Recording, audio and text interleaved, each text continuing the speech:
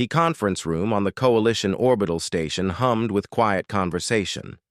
Representatives from 47 different species sat in their designated areas, waiting for the meeting to begin. Some breathed oxygen, others methane.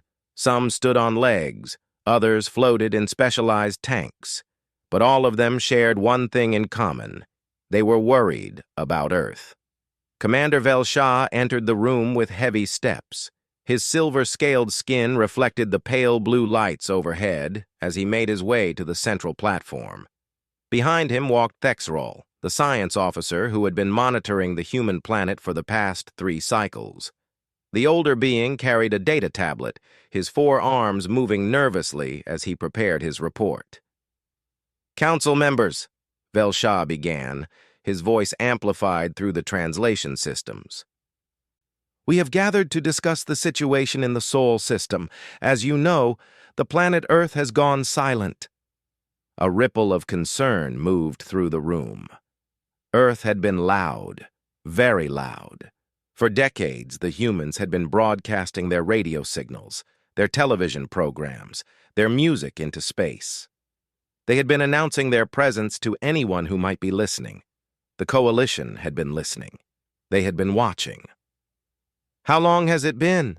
asked Counselor Prennick, a tall being with multiple eye stalks. Her species had dealt with aggressive primitives before, and she had voted to keep Earth under quarantine. 17 standard weeks, Thexrol replied, activating his tablet. Holographic images appeared in the center of the room, showing Earth from various angles. All electromagnetic transmissions ceased simultaneously. Satellite observations show massive changes to the planet's surface.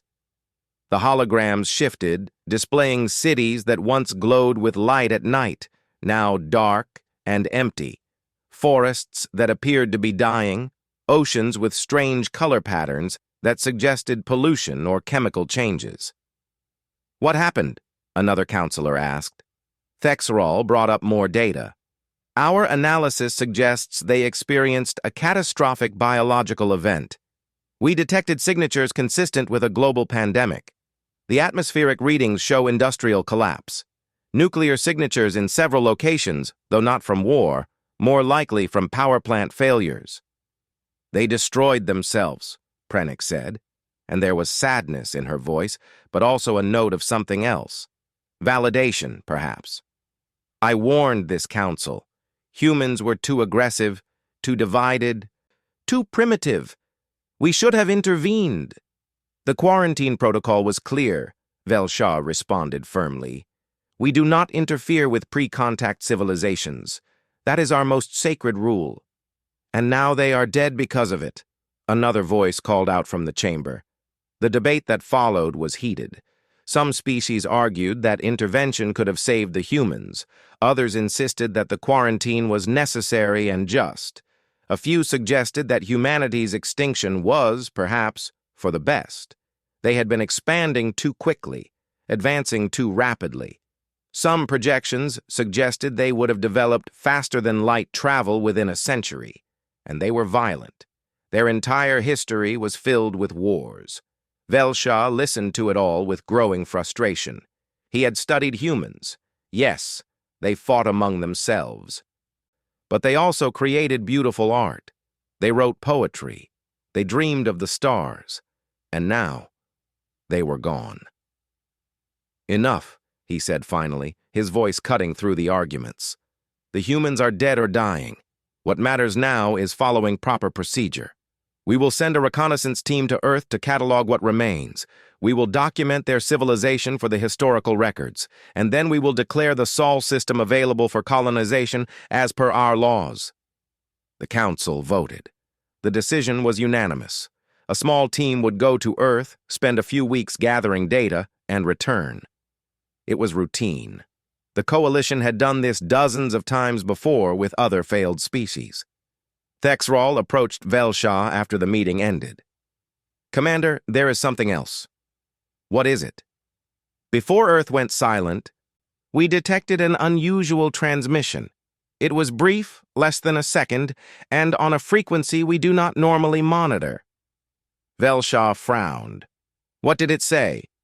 We could not decode it. It was heavily encrypted and used a mathematical structure we have never encountered.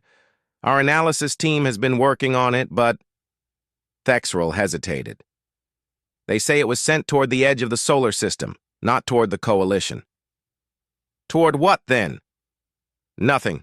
Empty space. It makes no sense. Velshaw considered this.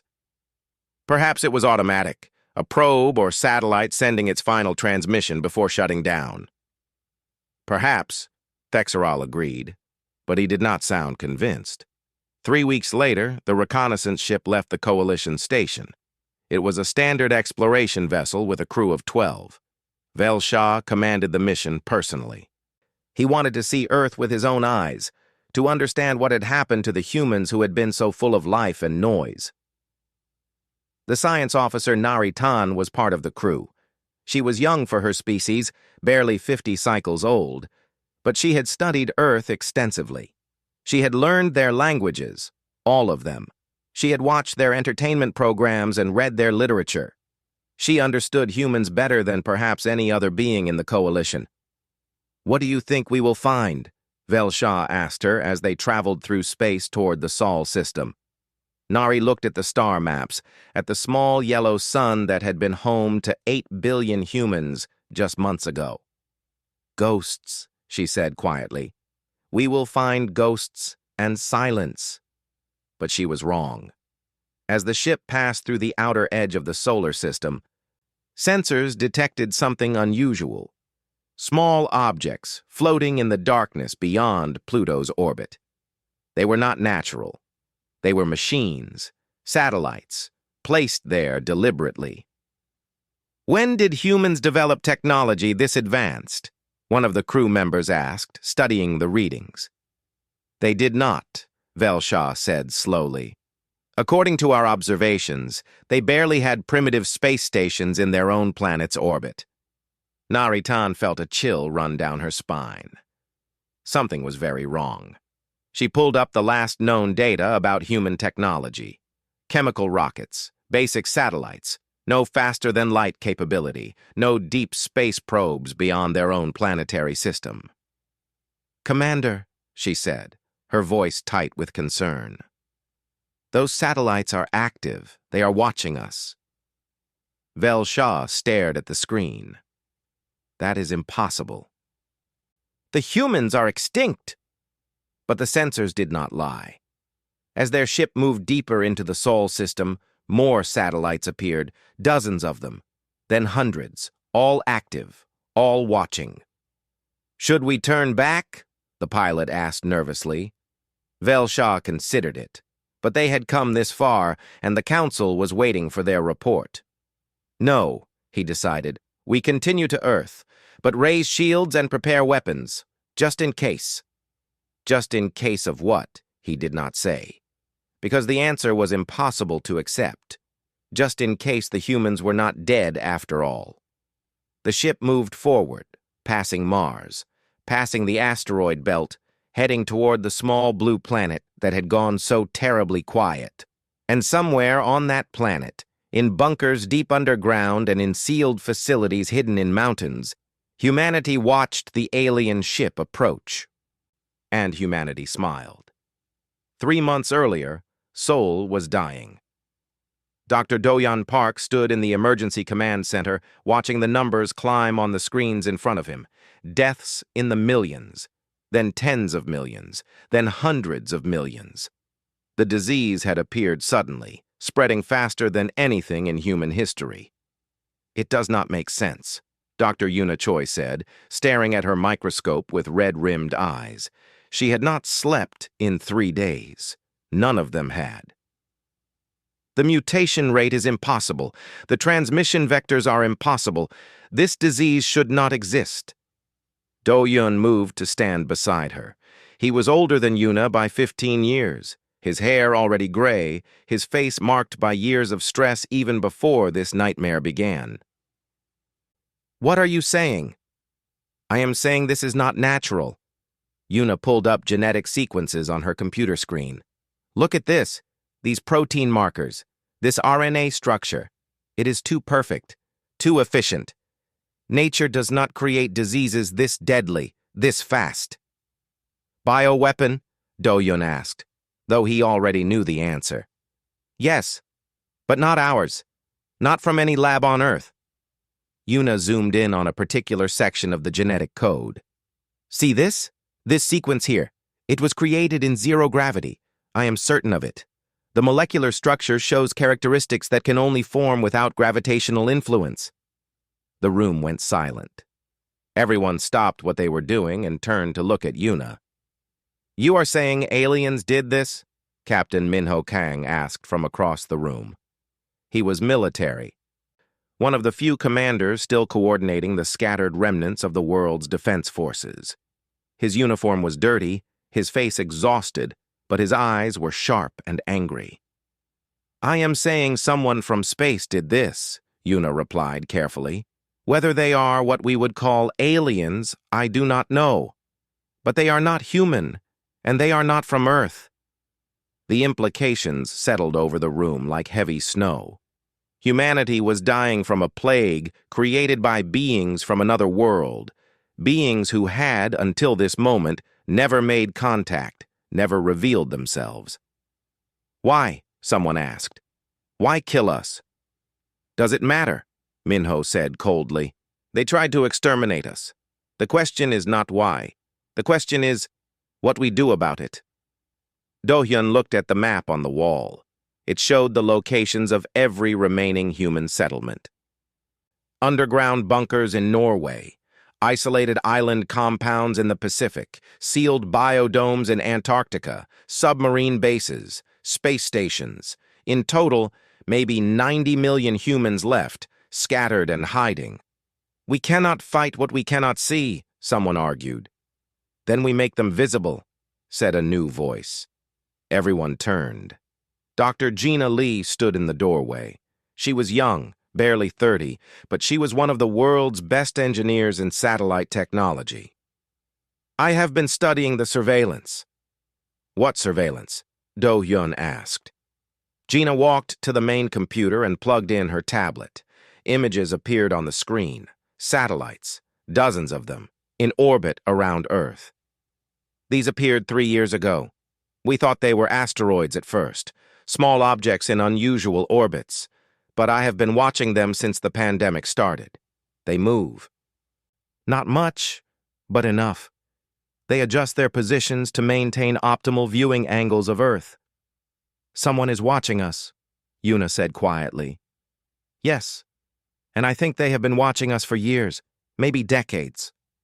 Gina brought up more data. Look at this. These satellites use quantum communication. The technology is decades beyond anything we have.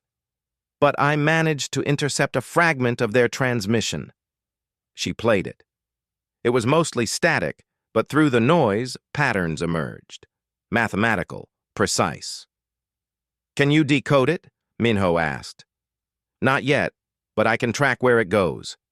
Gina showed a star map. All signals are being sent to this location. A station maybe or a ship. Roughly 3 light days from Earth. So they are close, Minho said. Close enough to watch, close enough to have deployed this disease. Close enough to finish us off if they think we are still a threat. Then we make sure they do not think we are a threat, Do-hyun said slowly. A plan was forming in his mind. Dangerous, desperate, but possibly their only chance. Over the next week, the plan took shape. It was simple, but required perfect coordination. Every remaining human settlement would go silent, completely silent. No radio transmissions, no internet traffic, no signs of organized civilization. They would shut down power plants in controlled ways that would look like failures. They would create signs of nuclear accidents without actual radiation. They would make it look like humanity had destroyed itself completely. They will send someone to investigate, Yuna predicted. To make sure we are dead, to catalog what remains. Good, Minho said. Let them come. We will be ready. While Earth went dark, other teams worked frantically. Engineer Hyunwoo Nam took apart the alien satellites, studying their technology. He was brilliant, able to understand alien engineering in ways that seemed almost intuitive. Within weeks, he had figured out their power systems, their communication protocols, their basic design principles. "If I can understand this," he told Do-hyun, "I can build our own, better ones. We can use their technology against them." Dr. Sang-ho Im worked on something even more ambitious. He was a theoretical physicist who had spent his career studying faster-than-light communication. It was supposed to be impossible, but the alien satellites proved it was not. And if aliens could do it, so could humans. "I need 3 things," Sang-ho told the emergency council. "Time, resources, and one of those satellites intact." He got all 3. 2 months into Earth's silence, Sang-ho completed his work. A transmitter, small, hidden on the dark side of the moon. Using principles reverse-engineered from alien technology, but improved upon with human innovation. "I can send 1 message," Sang-ho explained. "Just 1, before they detect it and shut us down. It needs to count." "What should we say?"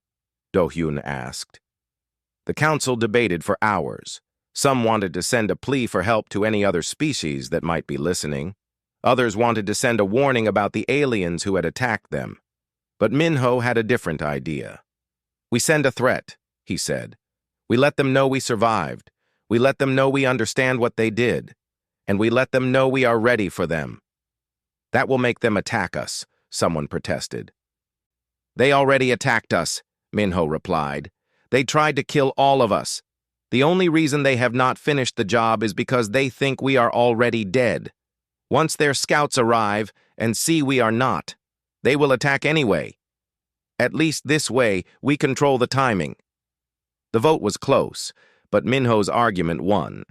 Sang-ho prepared the message. It was simple, direct, translated into the same mathematical language the aliens used. "We know what you did. We know you are coming.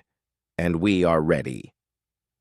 The message was sent to the coordinates Gina had identified, where the alien station waited.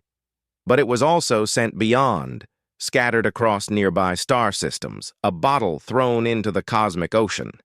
If humanity was going to die, they would make sure the galaxy knew why. 3 days later, Gina's satellites detected a ship leaving the alien station, heading toward Earth. "They took the bait," she reported. Minho allowed himself a cold smile. "Good. Now we show them what happens when you try to exterminate humanity." In bunkers and bases across the planet, humans prepared. They had spent 3 months in silence, grieving their dead, studying alien technology, and building weapons. Now it was time to prove that Earth was not dead. It was time to prove that humanity could bite back. The last message from Earth wasn't a plea, it was a threat. Part 3. The Coalition ship descended through Earth's atmosphere like a falling star.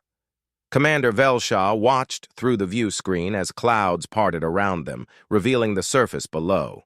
What had once been a vibrant world now looked wounded and silent. "Landing site confirmed," the pilot announced. "Setting down in what records indicate was central China. Major population center, now abandoned." The ship touched down in the middle of a wide street. Buildings rose on either side, their windows dark and empty. Vehicles sat abandoned where their owners had left them months ago. Plants were already beginning to reclaim the concrete, growing through cracks in the pavement. "Atmospheric analysis complete," Thexoral reported. "Breathable. Slight chemical contamination, but nothing dangerous. Temperature and pressure normal." "Deploy scanning drones," Velshaw ordered. "I want full mapping of this area within 6 hours." The crew worked efficiently. They had done this before on other dead worlds. It was always sad, but never surprising. Space was full of species that had almost made it, that had come so close to joining the galactic community before destroying themselves. Science Officer Narration was the first to exit the ship. She wore a protective suit despite the safe atmosphere readings. Not because she feared contamination, but because it felt wrong to walk through this dead city without protection, like she needed a barrier between herself and the tragedy. The street was utterly silent. No birds, no insects, no wind, just emptiness. "Scanning for human remains," one of the crew members said, checking his handheld scanner. "Detecting some biological matter in the buildings, consistent with bodies in advanced stages of decomposition." "Mark the locations," Velshaw instructed. "We will document them for the records." They spent the first day exploring the city. It was eerie how intact everything was. The humans had not destroyed their cities with war. They had simply died in them. Nari found a school, the small desks still arranged in rows, a restaurant with plates still on tables, a hospital where the emergency room showed signs of overwhelming chaos before the end. "They fought hard to survive," she said quietly to Velshaw. "All species do," he replied. "It is never enough." On the second day, the drones reported power signatures coming from underground. Weak but present. Velshaw ordered the team to investigate. They found entrance to bunkers, sealed doors with electronic locks still functioning. "Survivors?" Thexral asked hopefully. "Possibly, or automated systems still running." Velshaw studied the readings. "These bunkers are spread across the entire planet, hundreds of them, maybe thousands. Should we attempt to open them? No. If there are survivors, we do not want to expose them to outside contamination. We will note their locations and report to the council. They can decide how to proceed." But Nari noticed something strange. She was looking at the power readings from all the detected bunkers. "Commander, look at this." Velshaw examined her tablet. "What am I seeing?" "The power signatures. They are identical, exactly identical. Every bunker is drawing the same amount of power, producing the same thermal output, showing the same electromagnetic signature. So they built them all the same way. Humans were good at standardization." "No," Nari said slowly. "You do not understand. They are too identical. Down to individual fluctuations in the power cycle. It is like they are all running the same program at the same time." "What are you suggesting?" "I am suggesting these might not be real, or at least not all of them. Some could be decoys." Before Velshaw could respond, every screen in the ship flickered, every monitor, every display, every holographic interface.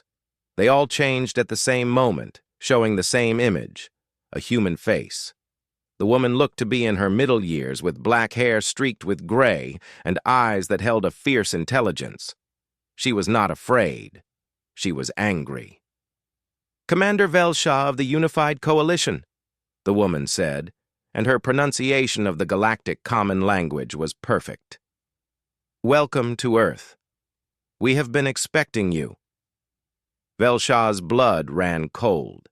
He reached for the communication controls, but they did not respond. He tried the engines. Nothing. Weapons, locked. Navigation, offline. The woman continued speaking. "My name is Dr. Yuna Choi. I am a xenobiologist, which means I study alien life. For the past 3 months, I have been studying you." "This is impossible," Thexral whispered. "They should not have this technology." "You made a mistake," Yuna said. "Several mistakes, actually. Your first mistake was thinking we were alone in the universe. We knew someone was out there. We had been searching for you for decades. Your second mistake was thinking we were primitive. Yes, we did not have faster-than-light travel, but we had curiosity, we had determination, and we had 8 billion people working together when we discovered what you did to us." Velshaw found his voice. "We did not—" "Your third mistake," Yuna interrupted, "was using a biological weapon.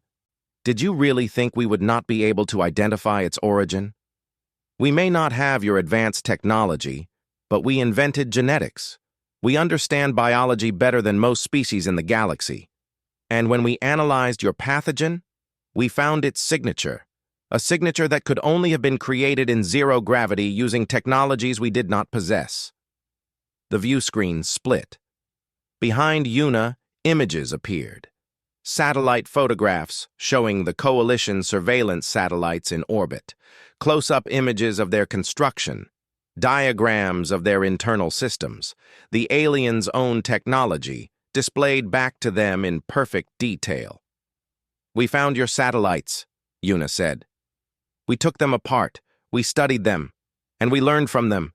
You surrounded us with examples of your technology, watching us, cataloging us, preparing to eliminate us. But you forgot that humans are very good at learning, especially when we are motivated." More images appeared. Hidden installations in mountain ranges, factories underground producing technology that looked both familiar and alien. Ships. Dozens of them, human-made but incorporating principles clearly derived from Coalition designs. 3 months, Yuna said. "That is how long we have been preparing. 3 months since you tried to kill us. 3 months since we went silent and made you think you had succeeded. 3 months of studying your technology, improving on it, and building a defense against the next attack we knew would come." "How many survived?" Velsha asked quietly. 90 million, Yuna replied, and pain flashed across her face.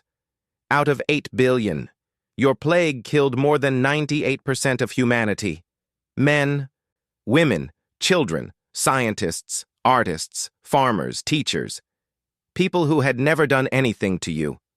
People who did not even know you existed." "We did not authorize this attack," Velsha said, and he meant it.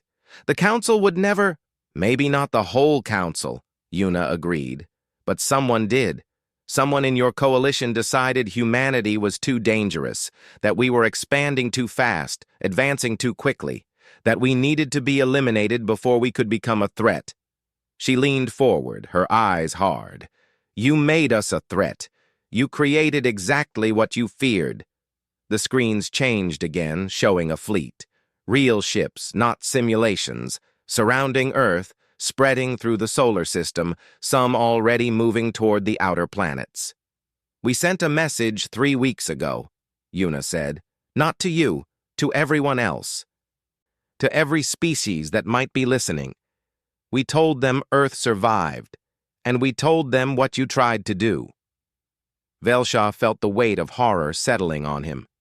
"You started a war." "No," Yuna corrected. "You started a war. We are finishing it, and we are making sure the entire galaxy knows who fired the first shot." "What do you want?" Velsha asked. Yuna smiled, but it was not a warm smile. "First, we want whoever authorized the attack, their names, their positions, their reasons. We want them brought to justice. Second, we want reparations for the 8 billion dead. Third, we want immediate recognition of Earth as a sovereign system with full rights. And fourth, we want a seat on your Galactic Council. That is impossible. The Council will never agree to—" "Then we go to war," Yuna said simply. "We share your attempted genocide with every species in the galaxy. We show them the evidence, we make you pariahs, and then we come after you with everything we have built. Maybe we will lose. Maybe you will finish what you started. But we will make it cost you. We will make sure the galaxy remembers that humanity died fighting." The screen went dark. The ship's systems came back online slowly. Velsha sat in his command chair, his mind racing. "What do we do?" Thexral asked. Velsha looked at the empty city outside, at the dead world that was not dead at all, at the humans hiding underground and in orbit, humans who had learned to build weapons in 3 months that matched Coalition technology. "We send a message to the Council," he said finally. "We tell them everything. And we hope they are smart enough to negotiate. Because the alternative was a war with a species that had nothing left to lose, and that, Velsha knew, was the most dangerous kind of enemy." The last message from Earth wasn't a plea, it was a threat. Part 4. The Galactic Council chamber erupted in chaos. 47 species all tried to speak at once, their voices mixing through the translation systems into a wall of noise. At the center of it all, Councillor Prenix stood frozen, her multiple eye stalks focused on the evidence playing on every screen in the room: surveillance footage, communications logs, biological analysis, deployment records, everything. The humans had somehow intercepted decades of classified coalition intelligence and were now broadcasting it to the entire galaxy. "This is a fabrication!" Prenix shouted over the noise. "A desperate attempt by a dying species to... The data is authentic." The voice cut through the chaos. It belonged to Councillor Kreshnax, one of the oldest and most respected members of the Council. His species had been spacefaring for over 10,000 years, and his word carried weight.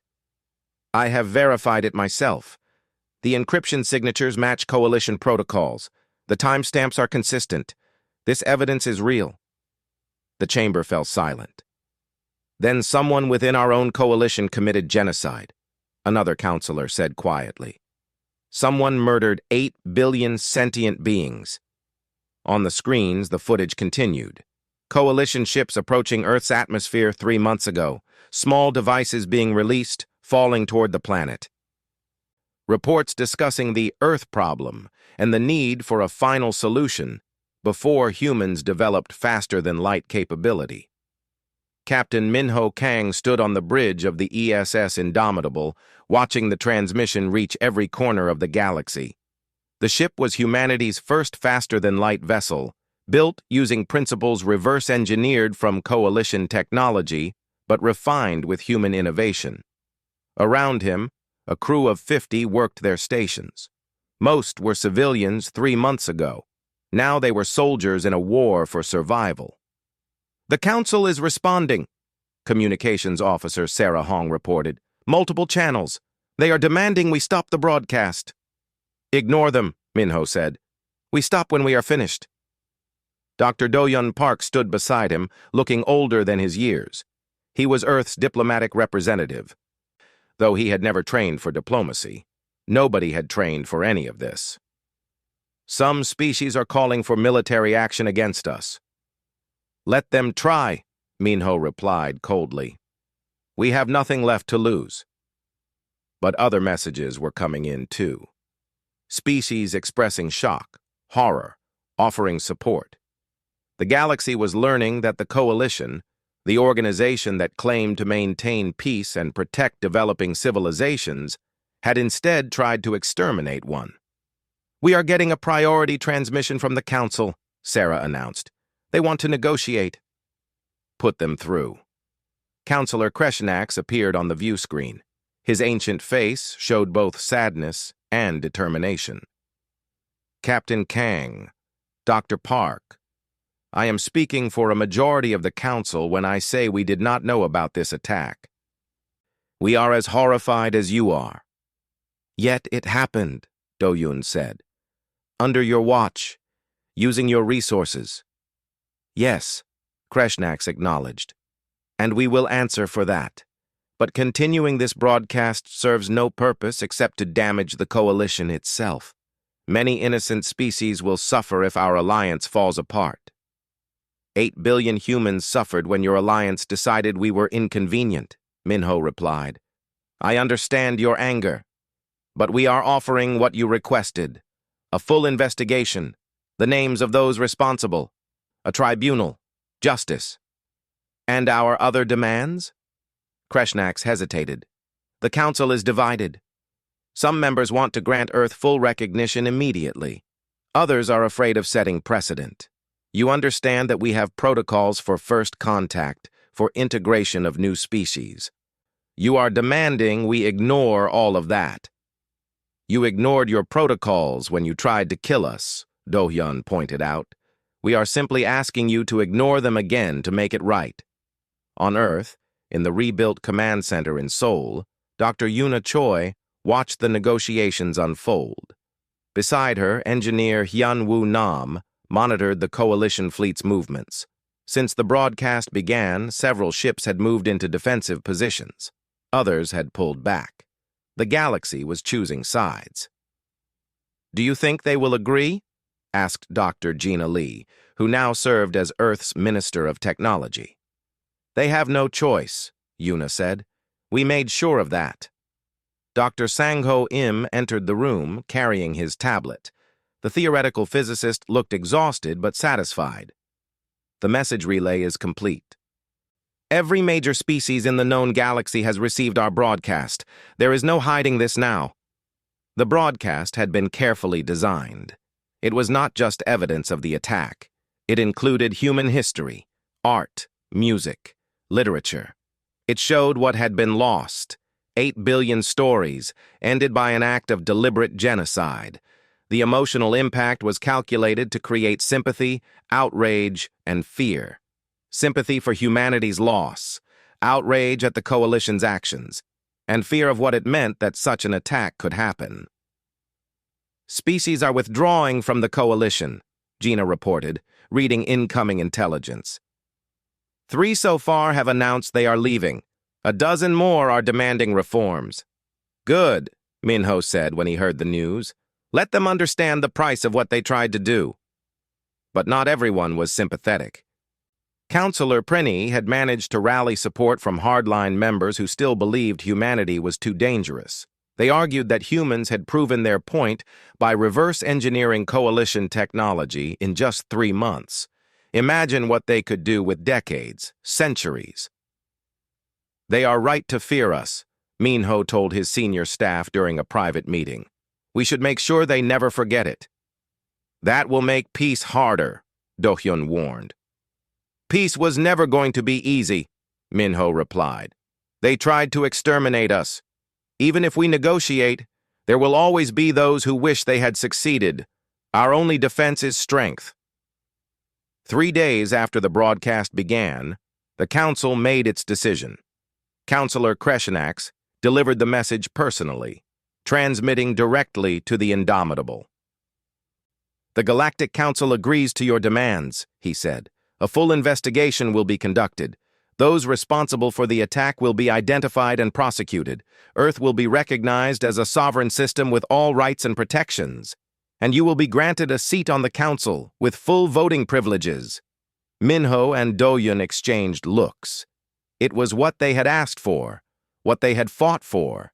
But the victory felt hollow, weighed down by the billions who would never know it happened. There are conditions, Kreshenax continued. You must agree to stop the broadcast immediately. You must agree to participate in the galactic community peacefully, following established laws and treaties. And you must share your technological advances with the Coalition. Share our weapons, you mean, Minho said. Share your knowledge, Kreshenax corrected. You have made remarkable advances in a short time. That knowledge could benefit all species. Is that not what you want? To be part of the galactic community?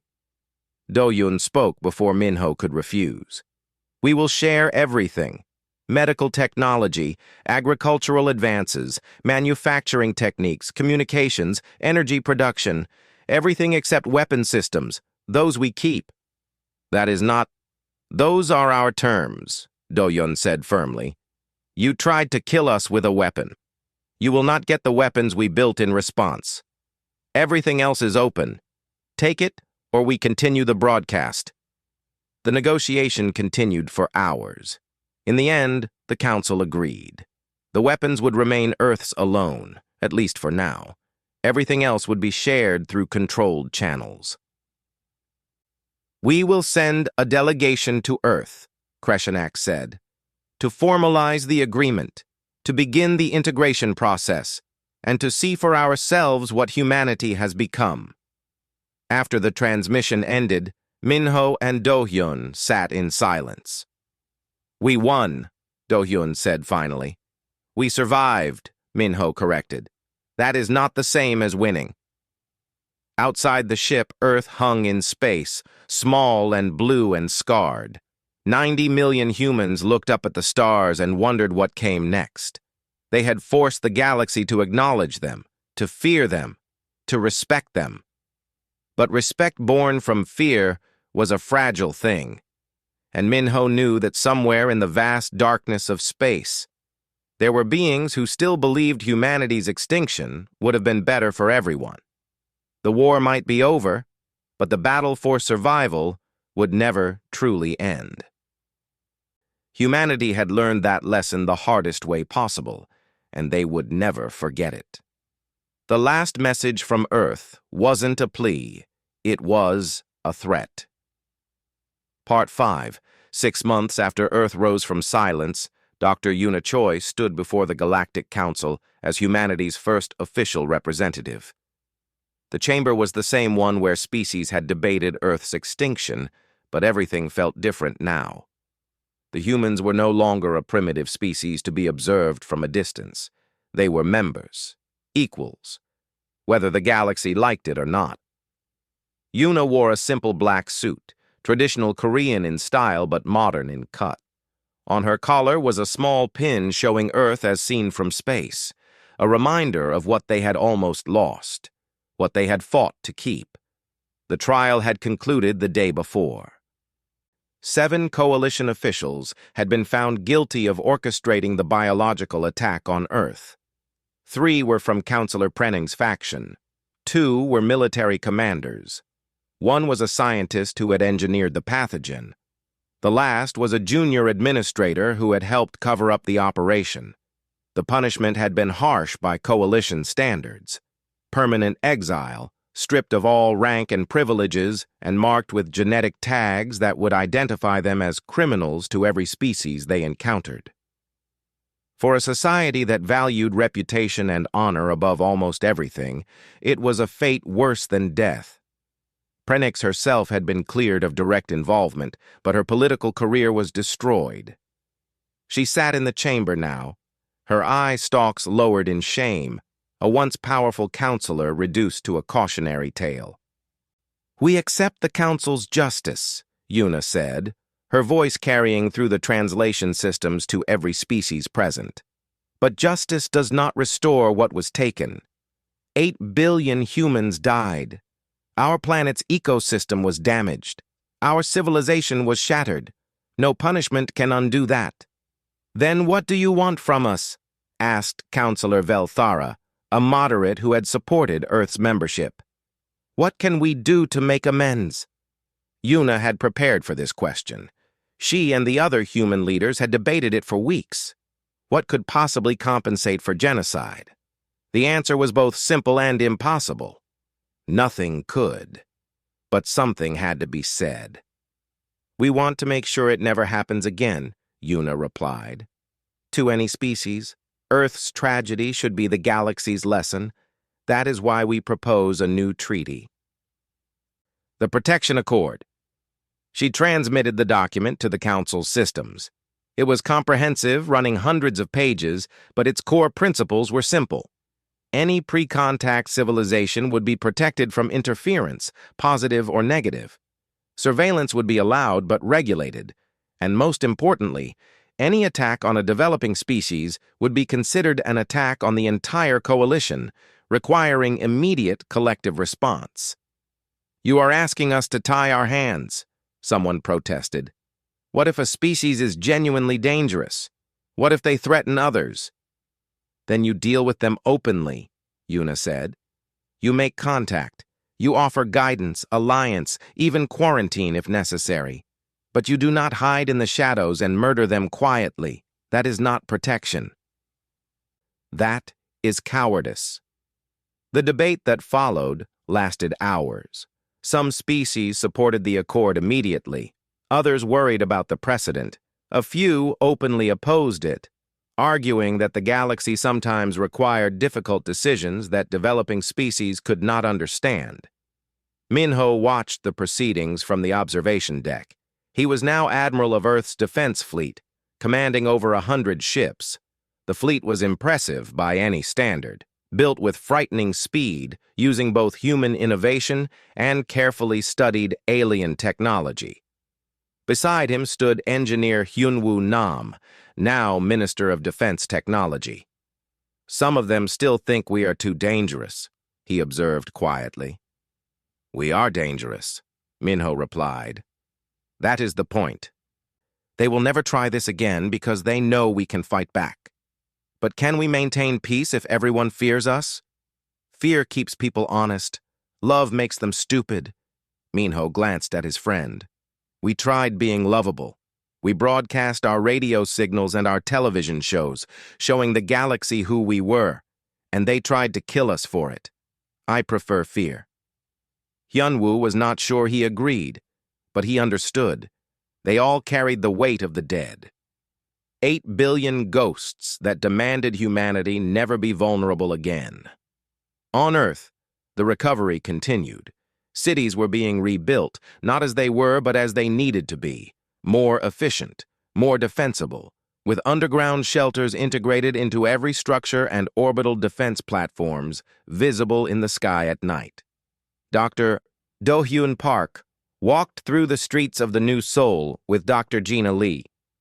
The city was smaller than before, designed for the 90 million survivors rather than the billions who had lived on Earth before. But it was beautiful in its way. Trees lined every street. Solar panels covered every roof. The air was cleaner than it had been in centuries. "Do you think we can trust them?" Gina asked, looking up at the sky where alien ships now routinely passed. "No," Do-hyun said honestly. "But we do not need to trust them. We just need to make sure they cannot hurt us again." "That sounds like a sad way to live." "It is better than not living at all." The Protection Accord passed the Council by a narrow margin. Some species voted for it out of genuine belief in its principles. Others voted for it because they feared what humanity would do if it failed. The reason did not matter to the humans. What mattered was that it passed. Dr. Sang-ho Im continued his work in theoretical physics, now with access to the galaxy's accumulated knowledge. He discovered that humanity's rapid advancement had not been luck or desperation alone. Humans thought differently than most species. They made intuitive leaps that other beings found difficult. They saw connections others missed. In a strange way, being isolated for so long had forced them to develop unique approaches to problem-solving. "We are not smarter than other species," Sang-ho explained to a gathering of alien scientists. "But we are different, and difference can be valuable." The galaxy was learning that lesson slowly. Human art began appearing in alien galleries. Human music was studied by composers across dozens of worlds. Human literature was translated into hundreds of languages. The species that had almost been erased was now leaving its mark on the cosmos. But there was a darker side, too. Human weapons technology remained closely guarded, but the designs could not be completely hidden. Other species began developing their own versions, studying the principles, if not the exact specifications. An arms race was beginning, subtle but present.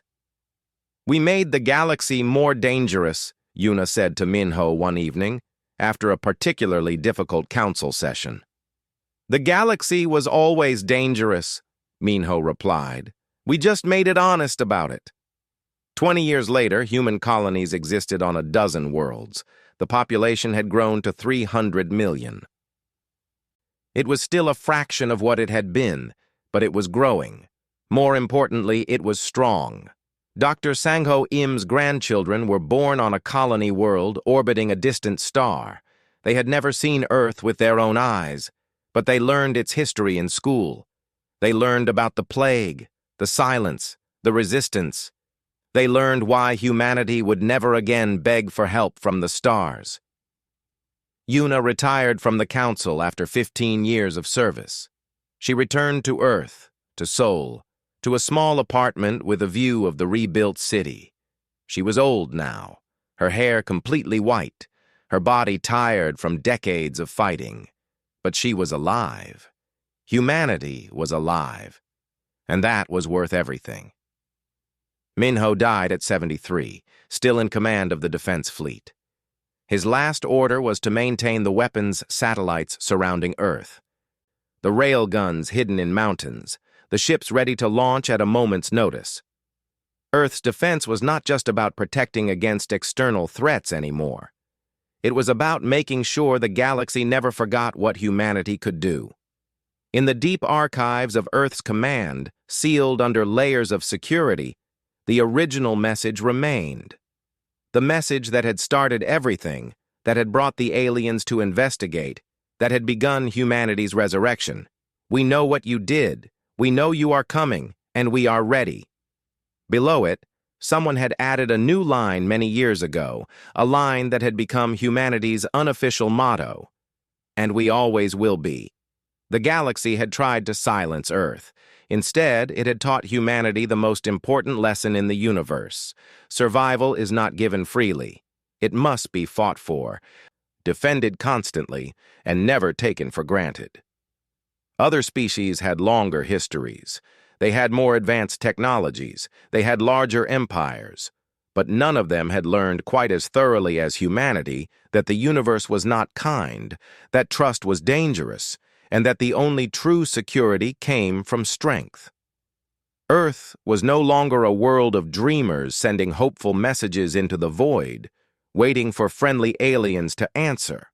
It was a fortress world, defended by people who had died once and refused to die again. The last message from Earth had not been a plea. It had been a threat. And the galaxy had learned to take that threat seriously, because humanity had proven beyond any doubt that they meant every word. In the vastness of space, on worlds humans had not yet discovered, other developing species looked up at their own stars with wonder. Some sent out radio signals, announcing their presence. Others stayed silent, afraid of what might be listening. And somewhere in that darkness, humanity listened. Not as saviors or destroyers, but as survivors who remembered their own near extinction.